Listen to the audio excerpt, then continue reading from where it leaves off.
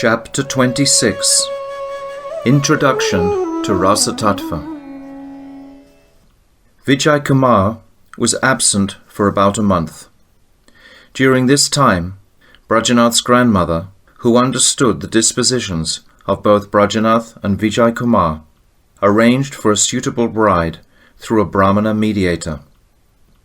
When Vijay Kumar was informed, he sent his younger brother to Bilva Pushkarini to organize the wedding ceremony, which was duly performed at an astrologically auspicious time on an auspicious day. Vijay Kumar arrived some time later, when all the marriage proceedings had been completed. He sat without much interest in the situation around him. He did not discuss worldly affairs such as health and prosperity, for his heart was deeply absorbed in spiritual matters. Brajanath detected his indifference and said, "Uncle, your heart appears to be uncertain these days. Why is that? It is simply by your order that I am being bound in the shackles of worldly life. What have you decided to do yourself?" Vijay Kumar said, "I have decided to finally go to Sridham Puri to have the Darshan of Sri Purushottam Sri Jagannath Dev. Some pilgrims are setting out for Puri in a few days, and I will also go with them. I shall go and take permission from Sri Gurudev." After taking lunch that afternoon, Brajanath and Vijay Kumar went to Mayapur, where they offered Dandavat Pranam at Sri Raghunath Das Babaji's feet and begged his permission to make a pilgrimage to Puri. Babaji Mahashai was delighted to hear their plea. His heart melted with affection, and he said, "It is very good that you are going to Puri to take darshan of Sri Jagannath Dev. Sriman Mahaprabhu's sitting place is in Kashi Mishra's house in Puri, and Sri Gopal Guru Goswami, the disciple of Sri Rakeshwara Pandit, is present there now in all his glory. Be sure to have his darshan, and accept his instructions with devotion. Nowadays, it is only in that Mahatma's throat that the splendor of Sri Swarup Goswami's teaching is fully manifest." Having received Sri Gurudev's permission, Brajanath and Vijay Kumar joyfully returned home. On the way, at Brajanath's eager request, Vijay Kumar agreed to also take him to Puri. When they arrived home, they disclosed their plans for the pilgrimage to everyone. Brajanath's grandmother was also ready to go with them, so finally it was decided that all three would go to Puri together. The famous Ratha Yatra of Sri Jagannath, Sri Baladev and Sri Subhadra Devi is held in Puri in the month of Asara, June-July. At that time, those who are dedicated to Dharma flood in from all corners of India and descend on Puri en masse. For this reason, pilgrims from distant places set out from their homes many days beforehand in order to arrive in good time. The month of Jyeshta, May and June, had scarcely begun when these three also set out for Puri, along with the other pilgrims. After walking for some days, they passed Dantana and arrived at Jaleshwar. Gradually moving on, they took darshan of Kirchor Gopinath and came to Sri Viraja Kshetra, where they performed Nabi Gaya Kriya and took bath in the Vaitarani. Later, they had darshan of Sri Shakshi Gopal in Katak and Sri Lingaraj in Ekamra Kanan, and finally arrived in Sri Kshetra, Puri Dham. All the pilgrims were accommodated in various places as directed by their respective pandas, guardian priests. Vijay Kumar, Brajanath, and Brajanath's grandmother found lodgings at Harichandi Sahi. In accordance with the regulative principles, they took bath in the sea, and then went for darshan of Sri Jagannath. They began to take darshan, performing parikram, and honor the prasad of the various tirthas of that dham. After 3 or 4 days, Vijay Kumar and Brajanath had darshan of the Sri Vigraha of Sriman Mahaprabhu, as well as his footprints, and also his fingerprints impressed on the Garuda Stamba, the column of the Garuda, in the temple of Sri Jagannath Dev.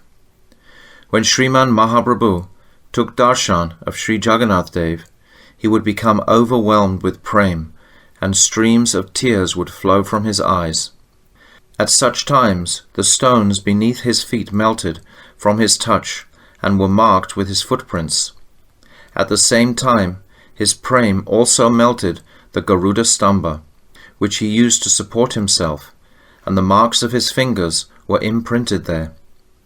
When Vijay Kumar and Brajanath saw these impressions, they became overwhelmed with prem. That same day they went to Kashi Mishra Bhavan. In that great house constructed from stone is Sri Gambhira, the small room in which Sriman Mahaprabhu would reside in his state of prem. There, in order to console him when he was immersed in feelings of separation from Krishna, his dear associates, Sri Swarup Damodar and Rai Ramananda, would recite shlokas and sing bhajans about the pastimes of Radha and Krishna. Vijay Kumar and Brajanath took darshan of that place and of Sriman Mahaprabhu's paraphernalia, such as his wooden sandals, that are gloriously present there. On one side, within, is the mandir of Sri Radhakant, and on the other side was the seat of Sri Gopal Guru Goswami. Vijay and Brajanath fell at Sri Gopal Guru Goswami's feet. They were carried away in the happiness of prem and began to shed tears. Sri Guru Goswami was very pleased to see their ecstatic sentiments and embraced them. He made them sit down close to him and immediately asked, "I wish to know who you are." When Vijay and Brajanath introduced themselves, Guru Goswami's eyes began to stream with tears of love. Hearing the name of Sri Navadvip, he said, "Today I have become blessed by seeing the residence of Sridham Navadvip. Tell me, how are the Vaishnavas in Mayapur, such as Sri Raghunath Das and Gaurachand Das? Are they well?" Aho, when I remember Raghunath Das, the memories of my Shiksha Guru, Sri Das Goswami, come to my mind. Guru Goswami called his disciple, Sri Dayana Chandra, and said, "These two Mahatmas will take prasad here today." Sri Dayana Chandra took them both to his room and offered them Sri Mahaprasad. Afterwards, the three of them discussed many subjects. Dhyana Chandra Goswami was overjoyed when he saw Vijay Kumar's vast erudition in Srimad Bhagavatam, and recognized Brajanath as a fine scholar of all the Shastras. He related all their discussions to Sri Guru Goswami, who was also delighted to hear of their expertise in Shastra. Sri Gopal Guru Goswami called them near to him and said, "You are both very dear to me. Kindly allow me to see you every day as long as you stay in Sri Purushottam Dham." Vijay Kumar humbly replied, "O Prabhu, Sri Raghunath Das Babaji of Sri Mayapur has bestowed great mercy upon us. He has given us so much shiksha, and he ordered us to accept instructions at your divine feet." Guru Goswami said, "Raghunath Das Babaji is a highly learned scholar, and you should follow his instructions thoroughly. If you want to know anything further, you may come here tomorrow afternoon and present your inquiries. You may honor Mahaprasad here tomorrow." They conversed for some time, and then Vijay and Brajanath took permission from Sri Guru Goswami and returned to Harachandra Sahi. The next day, Vijay Kumar and Brajanath returned to Sri Radhakant Mat at the appointed time. They honored prasad and then approached Sri Gopal Guru Goswami. When they had offered their respectful pranam to him, they said, "Prabhu, we want to know about Rasa Tattva. Our lives will become successful when we hear about Krishna Bhakti Ras from your lotus mouth. You are the preeminent holy master of the Nimada Sampradaya, and you are reigning as Jagat Guru on the seat of Sriman Mahaprabhu's successor, Sri Swarup Goswami. We desire to hear Rasa Tattva from your divine lips, so that our scholarship may become fruitful."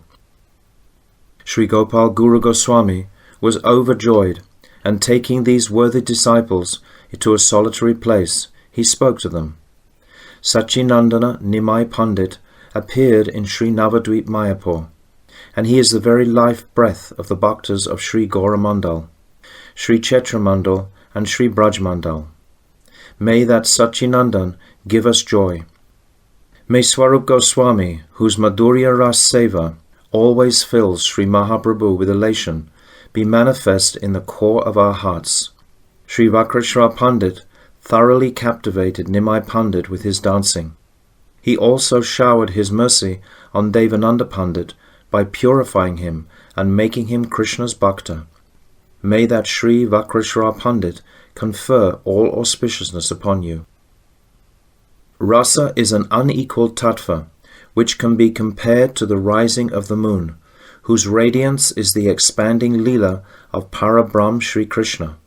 Bhakti Ras is the function of Krishna Bhakti when it becomes absolutely pure. Brajanath.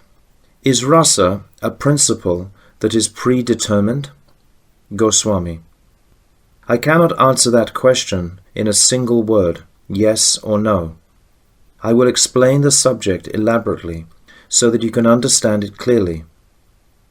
The Krishna Rati about which you have heard from your Gurudev is called Staibhav. When the other components, samagri, of rasa are combined with the Staibhav, the resultant manifestation is called Krishna Bhakti Ras. Brajanath. Will you kindly explain in detail what is Staibhav and what are the constituent ingredients, samagri, of ras? We have heard from our Gurudev about bhav, but we have not heard how bhavs combine with each other to form rasa. Goswami. Ordinarily, at the stage of bhav, bhakti is Krishna Rati. This Rati arises in the heart of the bhakta from the sanskars of past and present lives, and develops further to the stage of rasa, when it becomes the very embodiment of Anand. It is made up of 4 different ingredients. 1. Vibhav, 2. Anubhav, 3. Sattvika, and 4. Vyabhachari or Sanchari. I will first explain these ingredients. Vibhav is the cause of tasting rati. It has 2 divisions, alamban, the support, and udipan, the awakening stimulus. Alamban also has 2 divisions, namely the object, vishaya, and the abode, ashraya. The ashraya of rati is the person in whom rati exists, while the vishaya of rati is the person towards whom rati is directed. Krishna's bhaktas are the ashraya of rati because they have rati in their hearts, whereas Krishna is the vishaya of rati because rati is directed towards him. Brajanath. So far we have understood that Vaibhav is divided into 2 parts, alamban and udipan, and that alamban is also divided into 2 categories, namely ashraya and vishaya. Krishna is vishaya and the bhaktas are ashraya. Now we are inquisitive to know whether Krishna is sometimes the ashraya of bhakti. Goswami. Yes, he is.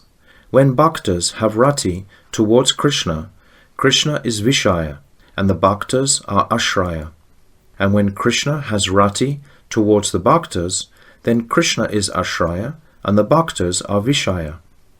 Brajanath. We have heard from our Gurudev about Sri Krishna's 64 qualities. If there is anything further to be described in regard to Sri Krishna, please tell us. Goswami. Although all the qualities exist fully in Sri Krishna, his manifestation is complete in Dwarka, more complete in Mathura, and most complete in Gokul.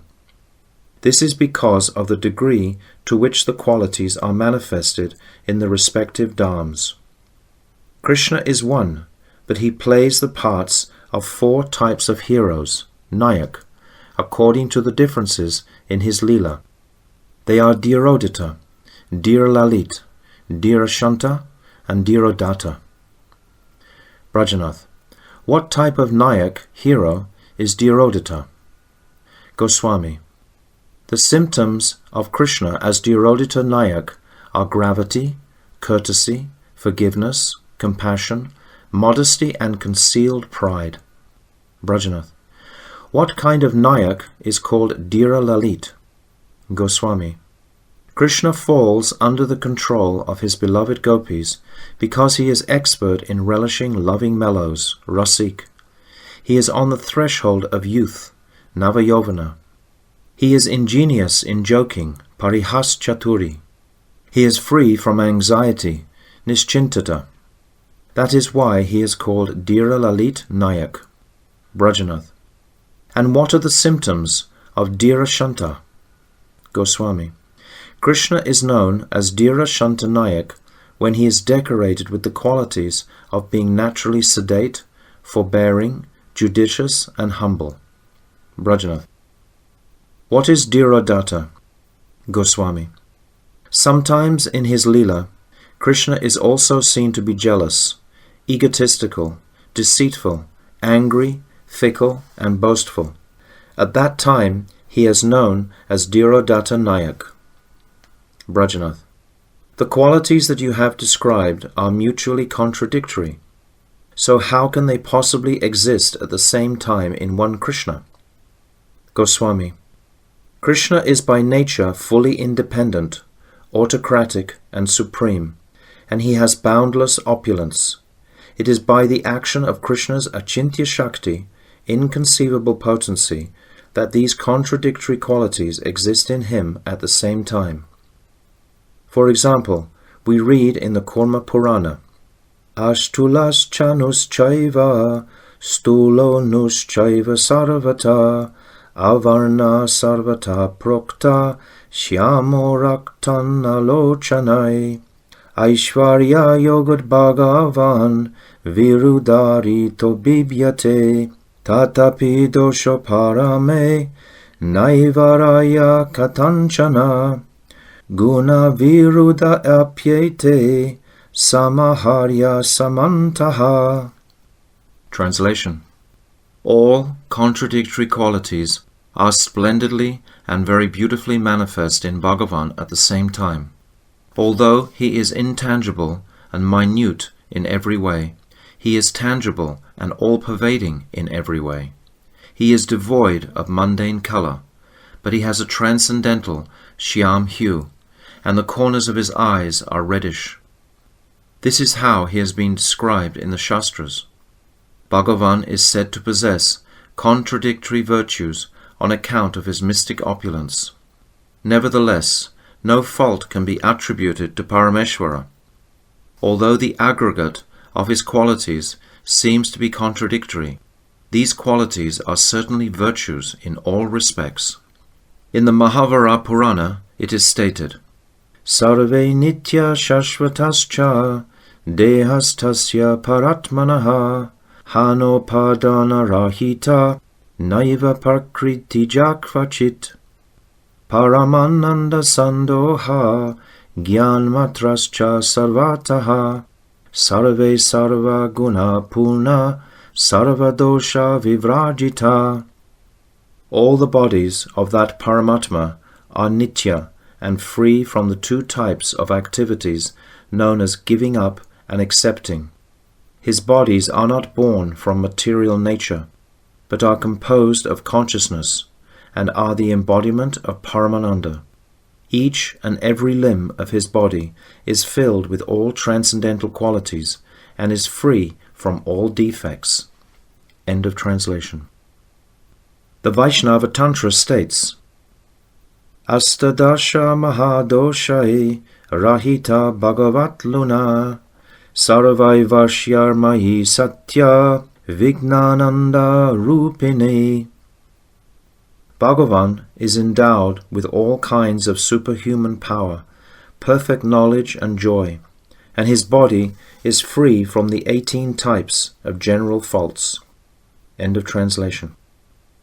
These 18 general faults are Mohastandra Brahmoruksha Rasata Kama Ulbana Lolata Mada Matsaryan Himsa Keda Parisramo asatyam krodha akshana, ashanka vishva vibrama, vishamatva parapeksha, dosha asta dashodita. From the Vishnu Yamal. 1. Illusion. 2. Lethargy. 3. Bewilderment. 4. Dullness. 5. Intense lust. 6. Fickleness. 7. Pride. 8. Envy.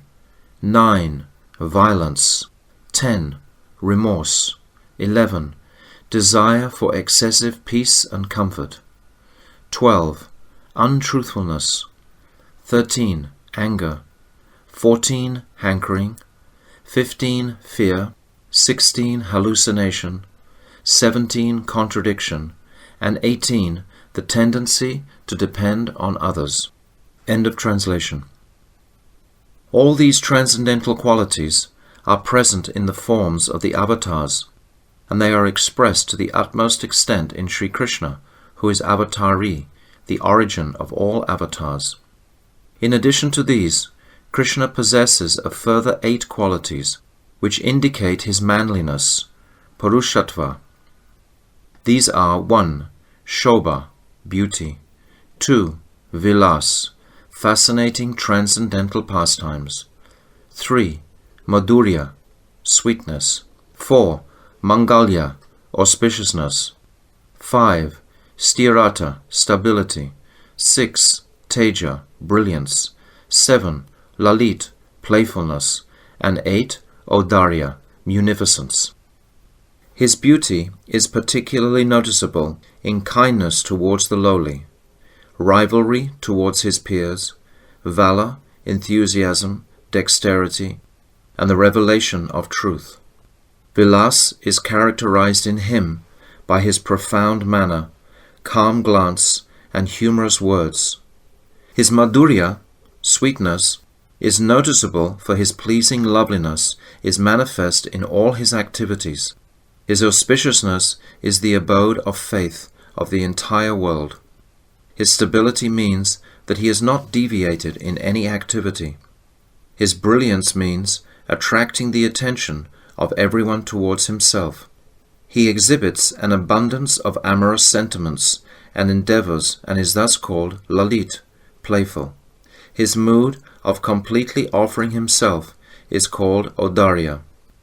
Sri Krishna is the crest jewel of all heroes, and in his human-like pastimes, sages such as Garga have been described as his assistants in matter of Dharma, Kshatriyas such as Yuyudhana in matters of war, and ministers such as Uddhava in matters of counseling. Brajanath, I have fully understood how Krishna is the heroic personification of mellows. Now please tell us about Krishna's bhaktas who are fit to experience rasa, and who are included in the category of vibhav. Goswami. Only those whose hearts are overwhelmed by loving sentiments for Krishna can be bhaktas in Rasa Tattva. All of the 29 qualities, from truthfulness to bashfulness, being embarrassed by true statements, which have been described in relation to Krishna, are also found in his bhaktas. Brajanath. How many types of Krishna's bhaktas are fit to experience rasa? Goswami. There are 2 types, the sadhak and the siddha. Brajanath. Who is a sadhak? Goswami. Sadhaks are those in whom ruchi for the topics of Krishna has arisen, and who have acquired the qualification to have direct darshan of Krishna, but who have not yet completely surpassed all obstacles and difficulties. Madhyama bhaktas, adorned with the symptoms described in Srimad Bhagavatam 11.2.46, Ishvare tat abhineshu, are in the category of sadhak. Brajanath. Prabhu, are the bhaktas described in Srimad Bhagavatam 11.2.47, Acharyam eva harya, not eligible to experience ras? Goswami. They are not sadhaks until they become Shuddha bhaktas by the mercy of other Shuddha bhaktas.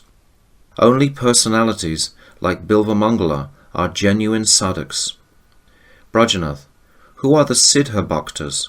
Goswami, Siddha bhaktas are those who do not experience any suffering, whose activities are all performed under the shelter of Sri Krishna, and who always taste the happiness of prem. There are two types of Siddha bhaktas, those who have gained perfection, samprapta siddha, and those who are eternally perfect, nitya siddha. Brajanath, who are the bhaktas who have gained perfection, samprapta siddha? Goswami, they are also of two types, those who attained perfection through sadhana, sadhana siddha, and those who achieved perfection by mercy, kripa siddha. Brajanath, who are the nitya siddhas? Goswami, Sri Rupa Goswami has said, Atmakoti gunan Krishne premanam paramam gata nityananda guna sarve nitya siddha mukandavat. Translation. The nitya siddhas are those who, like Mukunda, are the embodiment of Ananda, and whose qualities are eternal. Their main symptom is that they are endowed with a prem for Krishna that is 10 million times more than they have even for themselves. End of translation. It is said in the Uttarakhand of the Padma Purana, Yata so mitra bharato yata sankha sanadaya tata te naiva jayante nijaloka dhyatatraya punastaiva gachanti tatpadam shashvatam param na karma bandhanam janma vaishnavanam cha vidyate. Translation.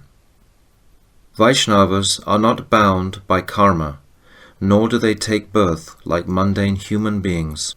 Rather, they appear as Lakshman and Bharat, the sons of Sumitra, appeared with Sri Ramchandra, as Balaram and others appear in this material world with Bhagavan Sri Krishna by his will, and then return again to the eternal transcendental abode along with him, or as the members of the Yadu dynasty who also appear in Bhagavan's manifest pastimes, and then return with him to the supreme abode, Param Dham, when his pastimes become unmanifest.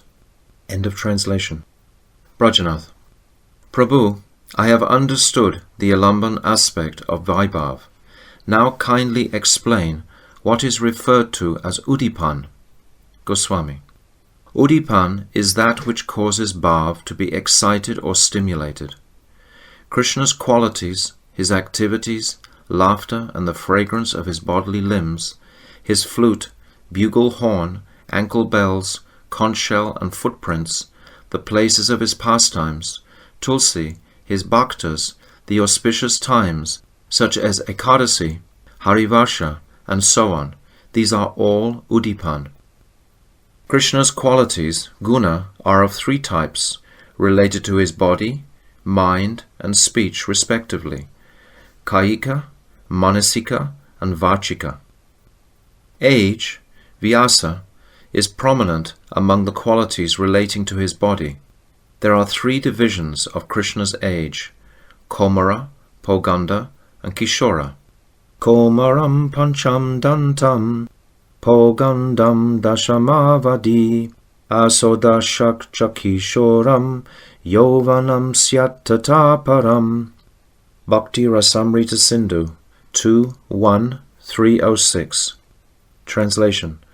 The Kumara period lasts until the age of 5. The Poganda period lasts from this point until the age of 10, and the Kishora stage begins at the age of 10 and continues until the age of 16. The age after that is known as Yovana. End of translation. The Kishora stage also has three divisions, which are called the beginning, middle, and end, Adya, Madhya, and Shesha. Among the bodily qualities, the consideration of beauty is predominant. Beauty is present when the bodily limbs are in proper proportion to each other. Clothing, decoration, and the arrangement of articles, including the hair and so on, is called prasadana. Krishna has 3 kinds of flute: Vamsi, Venu, and Murli. The Venu is 12 fingers long and as thick as a thumb, and it has 6 holes. The Murli is 2 hands in length and has 4 finger holes, besides the hole in the mouthpiece. The Vamsi is 17 fingers long. Of this, there is a clear space of 3 finger widths at the tail end. At the head end of the flute is another space of 4 finger widths, which is also clear, except for the hole for blowing, which is half a finger's width from the end. In the middle is a space containing 8 finger holes, separated from each other by a gap of half a finger's width. The Vamsi, therefore, has a total of 9 holes. The conch shell that turns to the right and rests radiantly in Krishna's hand is called Panchajanya. Through these udipans, the rati of the bhaktas awakens, and when it is directed towards Krishna, the object of rati, it becomes the very embodiment of Anand. Rati is staibhav, and it alone transforms into Rasa. Come here tomorrow at the same time, and I will tell you about Rasa, and I will also explain Anubhav and so on. Vijay Kumar and Brajanath offered Dandavat to Srila Gopal Guru Goswami's lotus feet and took their leave. Absorbed in contemplation on the subject of Rasa, they went to have Darshan of Siddha Bakul.